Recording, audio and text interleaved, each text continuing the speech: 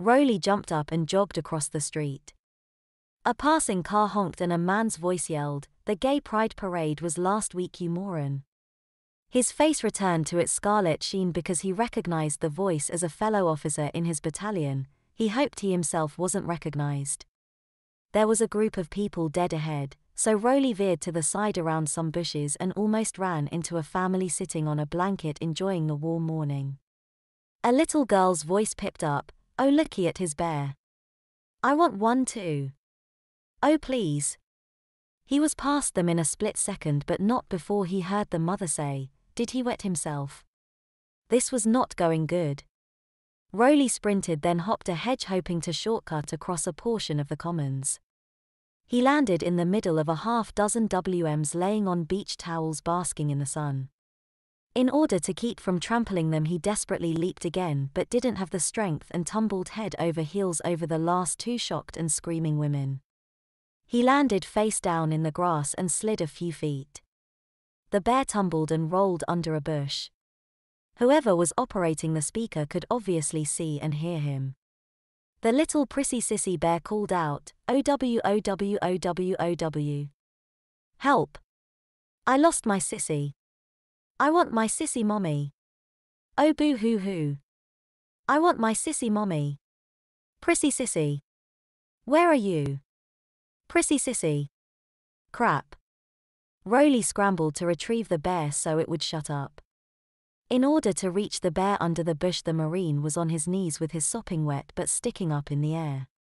The women Marines recovered quickly and took in the scene. Giggles and laughter started to assail the humiliated Marine.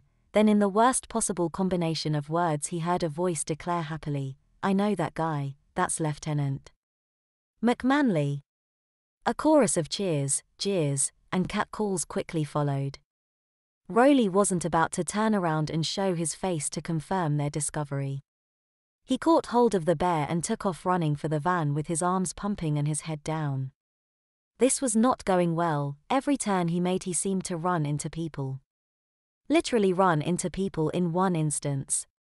Rolie came around a blind corner and plowed into a gunnery sergeant. The sergeant was a monster truck of a man, built out of bricks and pig iron. The gunny hardly showed a sign of the impact, but the lieutenant came to a spatting halt with his arms and legs wrapped around the gunny's midsection.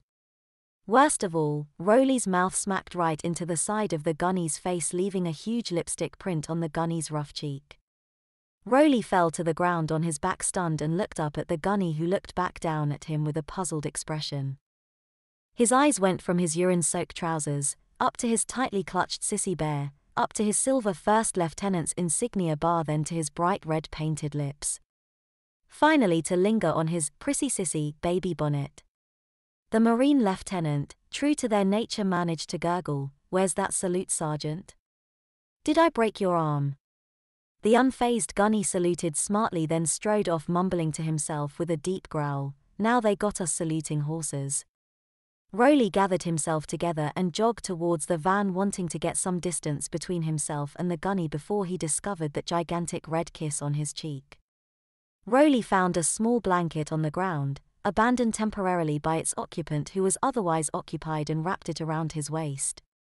He turned along a line of bushes, ducked down and jogged a ways in a crouch position until he was sure that he lost anybody who saw him earlier. With a brisk walk across open lawn, he reached the road of the far side of the commons and crosses the street casually so as not to bring any more attention to himself. He slid open the side door of the panel van, quickly entered, then slammed it shut again. His first instinct was to check the van for other occupants, and to his enormous relief, he discovered that he was completely alone. "Well, not quite." The stuffed bear spoke up again. "Quickly now, little Prissy Sissy, you will see two boxes, a pink box and a brown box. Remove your wet clothes and put on the clothes in the pink box, then put on the clothes in the brown box over them.